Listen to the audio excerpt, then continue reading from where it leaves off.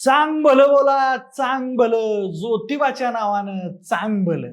या गजरानं आसमंत दणानून सोडणारा तो क्षण, गुलालानं न्हाऊन निघालेला तो डोंगर, खोबऱ्याची उधळण, आकाशाला भिडणाऱ्या सासनकाट्या, दगडी तोफेची दणदणीत सलामी आणि डोळे दिपवणारी आतषबाजी, सगळं वातावरण भक्तिमय झालेलं. मंडळी, कोल्हापूर जिल्ह्यातील वाडी रत्नागिरी इथल्या श्री ज्योतिबा देवाची भव्य यात्रा मोठ्या उत्साहात पार पडते. ज्योतिबाच्या डोंगरावर दरवर्षी लाखो भाविकांची गर्दी उसळते. महाराष्ट्राच्या कानाकोपऱ्यातून, अगदी दूर दूरच्या गावातूनही लोक आपापल्या सासनकाट्या घेऊन इथे दाखल होतात. कारण अनेक कुटुंबांसाठी ज्योतिबा हे केवळ देव नाहीत, तर त्यांचं कुलदैवत आहेत. आणि या यात्रेचं खास आकर्षण म्हणजे सासनकाठी. प्रत्येक गावाला मानाची अशी एक काठी असते. ही फक्त काठी नसते, तर त्या गावाच्या परंपरेचं आणि श्रद्धेचं प्रतीक असतं. ढोल ताशांच्या गजरात जयघोष करत या काट्यांची मिरवणूक काढली जाते. हा सोहळा पाहताना अंगावर काटा येतो. यात्रेत दगडी तोफांची सलामी दिली जाते, गुलालाची उधळण होते आणि संपूर्ण परिसर गुलाबी रंगात न्हाऊन निघतो. भक्तांच्या जयघोषाने आणि उत्साहाने डोंगर दुमदुमून जातो. ही यात्रा केवळ धार्मिक सोहळा नसून ती महाराष्ट्राच्या सांस्कृतिक वारशाची जिवंत परंपरा आहे. तर मग या सगळ्या परंपरांमागचं महत्व काय, सासनकाठी नेमकी काय असते आणि या यात्रेचा इतिहास काय सांगतो, हे सगळंच आपण आजच्या या व्हिडिओच्या माध्यमातून सविस्तरपणे जाणून घेणार आहोत. नमस्कार, मी प्रथमेश आणि तुम्हाला तर माहिती आपला विषयच भारी. मंडळी, ज्योतिबा या नावाची उत्पत्ती ही ज्योत या शब्दापासून झाली. ज्योत म्हणजे काय, तर प्रकाश. वायू, तेज, पाणी आणि आकाश, पृथ्वी या पंच महाभूतांपैकी तेजाचं शक्ती दैवत म्हणजेच वाडी रत्नागिरीचा ज्योतिबा. मंडळी, पौगंड ऋषींच्या वंशाला दिवा नव्हता. त्यांनी तपश्चर्या करून बद्रीनाथाला प्रसन्न केलं आणि मग बद्रीनाथाने पौगंड ऋषी यांची पत्नी विमलांबुजा यांच्या पोटी जन्माला यायचं वचन दिलं. मग त्याप्रमाणे चैत्र शुद्ध षष्टी युक्त सप्तमीच्या दिवशी रविवारी सकाळी विमलांबुजेच्या ओंजळीत बद्रीनाथ ज्योतिबाच्या रूपात प्रकट झाले. त्यासोबतच कोल्हापूरच्या श्री महालक्ष्मी सोबत दैत्याचा संहार करण्यासाठी ज्योतिबा हिमालयातून दक्षिणेत आले, अशी एक आख्यायिका आहे. म्हणजे करवीर नगरीमध्ये रत्नासूर आणि कोल्हासूर या राक्षसांचा अत्याचार सुरू होता. करवीरवासियांना या राक्षसांचा त्रास व्हायचा. म्हणून मग देवी महालक्ष्मीने केदारनाथांचा धावा केला.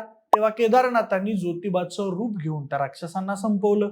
11 दिवसांच्या त्या भयान युद्धानंतर श्री ज्योतिबा देवानं श्री चोपडाई देवीच्या मदतीने रत्नासुराचा त्रिशूळाने वध केला. तेव्हा लोकांनी आनंदाने चांग भलं बोला, चांग भलं असा जयघोष केला. म्हणजे हे झालं आख्यायिकेबद्दल. आता आपण ज्योतिबा देवाच्या यात्रेचं स्वरूप नेमकं कसं असतं हे समजावून घेऊयात. म्हणजे एप्रिल महिन्यात चैत्र पौर्णिमेच्या दिवशी दरवर्षी वाडी रत्नागिरीच्या डोंगरावर ज्योतिबाची भव्य दिव्य जत्रा भरते. महाराष्ट्राच्या विविध जिल्ह्यातून, त्याचबरोबर परप्रांतातून जवळपास 6 ते 7 लाख भाविक या यात्रेसाठी येत असतात. मंदिराजवळ गुलालाची उधळण, खोबऱ्याची पाकळण, पालखीवर फेकली जाणारी बंदी नाणी, हा सगळा नजारा खरंच बघण्यासारखा असतो. याच दिवशी देवाचा शासकीय महाभिषेक पहाटे 5 ते 6 या वेळेत संपन्न होतो. त्यानंतर महावस्त्रासह महापूजा ही 7 ते 8 या वेळेत होते. पुढे सकाळी 10 ते 12 या वेळेत दुपारच्या आरतीसोबत पंचारती होते. दुपारी 1च्या सुमारास मान्यवरांच्या हस्ते सासनकाठीच्या मिरवणुकीला प्रारंभ होतो. त्यावेळी सासनकाठ्या, हलगी, पिपाणी आणि सनईच्या सुरांवर नाचवले जातात. सासनकाठी म्हणजे शेंड्याला तुरा आणि ध्वज पताका असलेला सुमारे 30 ते 50 फूट उंचीचा वजनदार कळक. त्याच्या तळामध्ये ज्योतिबाचे वाहन म्हणजेच घोडा बसवलेला असतो. म्हणजे ज्योतिबाच्या एकूण मानाच्या 96 सासनकाठ्या असून त्या सगळ्या यात्रेच्या आदल्या दिवशी डोंगरावर येत असतात. सासनकाठ्यांबरोबरच हत्ती, उंट, तोफा, गाडी, बालदार चोपदरांचा लावाजमा हे सगळे यात्रेची शोभा वाढवतात. संध्याकाळी 5च्या सुमारास विधीपूर्वक पूजा झाल्यानंतर श्री ज्योतिबाची मूर्ती पालखीत बसून यमाई मंदिराकडे मार्गस्थ होते.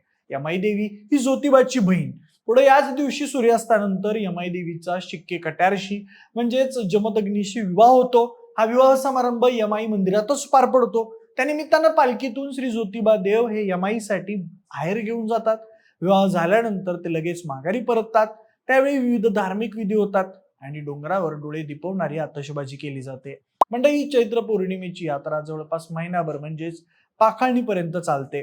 म्हणजेच यात्रेनंतर 5 रविवार जी यात्रा भरते त्या यात्रेला पाकाणी असं म्हणतात. ज्यांना चैत्र यात्रेस येण्यास मिळत नाही ते पाकाणीला येऊन पालखी आणि शिखरावर गुलाल खोबरं टाकून दर्शन घेऊन परततात. म्हणजे हे झालं ज्योतिबा देवाच्या यात्रेचं संपूर्ण स्वरूप. आता या जत्रेत नेमकी नाचवली जाणारी सासनकाठी म्हणजे काय असतं ते बघूयात. तर बघा मंडळी, सासनकाठी ही सुमारे 30 ते 40 फूट उंचीचं एक जाड निशाण असतं, ज्याच्या तळामध्ये ज्योतिबाचं वाहन घोडा बसवलेला असतो. आता ही सासनकाठी खांद्यावर घेऊन नाचणं किंवा तोरण सांभाळणं हे अतिशय स्किलचं काम असतं. महाराष्ट्रात विखुरलेला ज्योतिबाचा भक्तवर्ग पूर्व परंपरेनुसार आपापल्या भागातील सासनकाठ्या घेऊन ज्योतिबाला येत असतो. यात्रेच्या वेळी ज्योतिबा मंदिरात वाजत गाजत भरपूर सासनकाठ्या येत असतात, पण त्यातल्या फक्त 96 काठ्याच या मानाच्या असून त्यांना देवस्थान समितीच्या वतीनं क्रमानुसार मानपान दिला जातो. आता या 96 काठ्यांनाच का मान असतो? तर मंडळी, ज्योतिबाचा भाविक हा बहुजन समाजातला कष्टकरी शेतकरी वर्गातला आहे. जुन्या काळात महाराष्ट्रात 12 बलुतेदार पद्धती अस्तित्वात होती.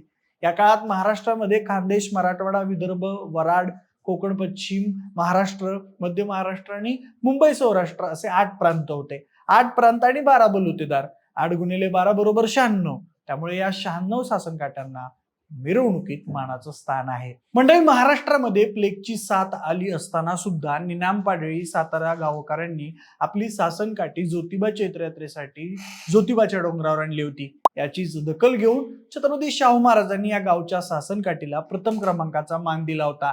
याची कोल्हापूर तहसीलदार कार्यालयात इतिहासकालीन ताम्रपटावर सुद्धा नोंद आहे.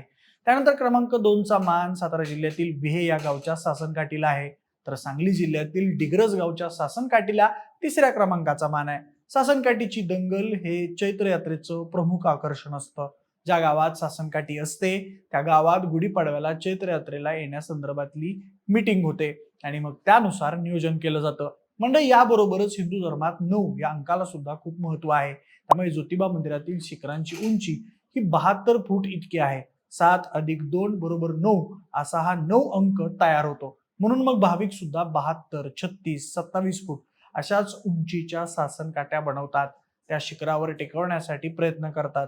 मध्यंतरी शासनाने सासनकाठ्यांच्या उंचीमुळे यात्रा काळात दुर्घटना घडू नये म्हणून ज्योतिबा चैत्र यात्रेसाठी येणाऱ्या सासनकाठ्यांची उंची कमी करण्याचा निर्णय घेतला होता. यावेळी अनेक मतांतर सुद्धा झाली होती. या निर्णयाला भाविकांनी प्रचंड विरोध केला होता. या निर्णयावेळी तत्कालीन महाराष्ट्राचे गृहमंत्री कैलासवासी आबा पाटील यांनी भाविकांच्या धार्मिक भावना दुखवू नका, त्यांना यात्रा काळात त्यांचे धार्मिक स्वातंत्र्य पूर्णपणे द्या अशी भूमिका घेऊन यात हस्तक्षेप केला होता.